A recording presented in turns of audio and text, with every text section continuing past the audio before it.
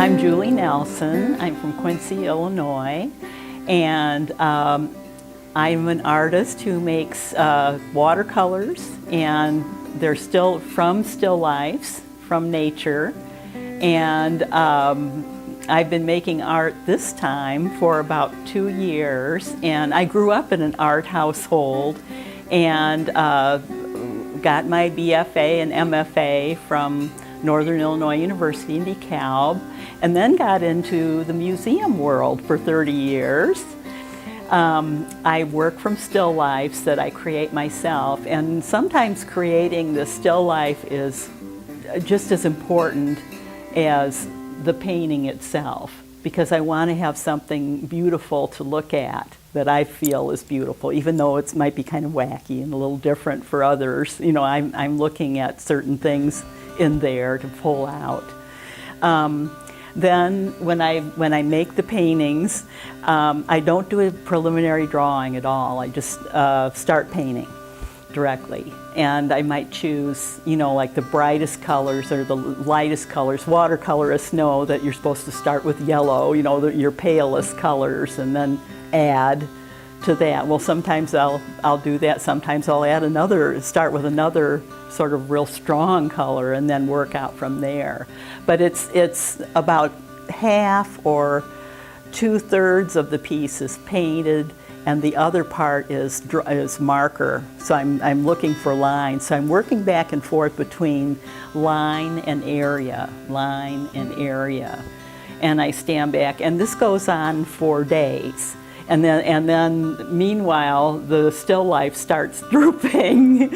So I get to a point where I have to work fast. But sometimes, like, leaves have actually changed colors in the still life while I've been painting, and I think, you know, I like that better yellow than it was as a green leaf, so I'll add some new yellow leaves. So sometimes nature provides surprises that you get to go with. One of the things I noticed right away, having been away from it for a couple of weeks, is the colors in the linear work, and I just kind of do that naturally. I look for in the weeds and different stalks and branches, and so I'm looking for color and shape and trying to, you know, have them intermesh and interact in different ways. And being away from the paintings, I'd almost forgotten the different colored networks that were in there. And I thought, oh, that's good. That's a good thing that happened. But I know sometimes artists will see their work on display and think, oh, I've got to work bigger, or they've done that with me. When I was in museum work, they'd say, I came in, they saw my work around the walls, and I decided to go bigger, and now I have a show in New York. So it really, it's wonderful for the artist to have an exhibit and see their work in a foreign environment, you know, a different environment. My name is Matt Urban. I'm a glass artist. I live here in Bloomington Normal, Illinois. I've been making glass for the past 20 years, just about 20 years now. I went to the Illinois State University here for through their graduate program. And when I got out, I built a little studio, and I've been making glass here now for about 6 years. I started off as an industrial design student at the University of Arts in Philadelphia, and part of the curriculum was needing to take an elective outside of the major. One semester I took ceramics, and the next semester I took glass, and I really enjoyed glass. A lot of it had to do with the immediacy of the material, even though the reality is there's a lot more time involved in understanding how to use the material than you would.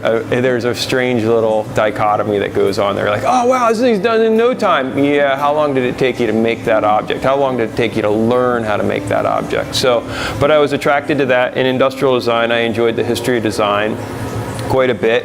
But they were moving towards nanotechnology and digital everything, and you don't have to worry about making models, and you don't have to worry about how things work or understand mechanical things. And I was really interested in being hands-on and developing models and understanding the way things worked. And glass allowed me to continue to design, to continue to draw, and I was able to make. Now I could see everything from the beginning of the process to the end of the process, and if I didn't like the way something was, I could change it right there and then. And the other part with the way I work is it's very, I think, extremely environmentally friendly as far as these processes can go, and that was also important to me, is not to be making millions and millions and millions of things that perhaps could be detrimental to the environment. All the material I use in my shop is all recycled glass, and I use an electric furnace with a super low carbon footprint, so it allows me to operate at a very low overhead and be a little bit more in tune with the environment. You know, I think there's a number of different things that compel me in this, but definitely I'm process driven. When I'm working in the shop, I studied with 9 different master glassmakers from the island of Murano, and they're like magicians. Most of them are in their 80s now, or don't work anymore, have passed away. But you see these guys working, and their understanding of the materials and processes, for me, was awe-inspiring. So I try and emulate the things that I learned from them, and I try to build on the shoulders of the things that I was barely starting to understand when I work with them. I take those and amplify those, and that's what allows me to do what I do right now. That's the most compelling thing, is to be extremely productive when I'm working, which also, reduces my impact on the environment, because my studio only has to be on for a certain amount of time for me to be able to develop the work that I need. My name is Julia Davis, and I have my own law firm called Julia Davis Law Firm, LLC, and I provide services to the community for guardianships, adoptions, real estate, including residential and commercial, and all sorts of other things such as estate planning. My parents were members of the Art Center many, many years ago, I believe in the 70s. And I grew up coming to the Art Center and have always loved all the exhibitions and special events that have gone on through the McLean County Art Center. And approximately 5 year ago, or maybe only 4 years ago, I became a board member for the Art Center, and was so pleased to be able to assist in other capacities for the Art Center, and am so thrilled to be a part of this exhibit and to be a sponsor through my firm. Hi, I'm Robert McDonald. I'm a CPA, Certified Public Accountant, here in Bloomington. I am the owner of Robert McDonald and Company, PC, and we provide accounting and tax services primarily to small businesses and individuals in the area. So I became involved with the Art Center fairly recently.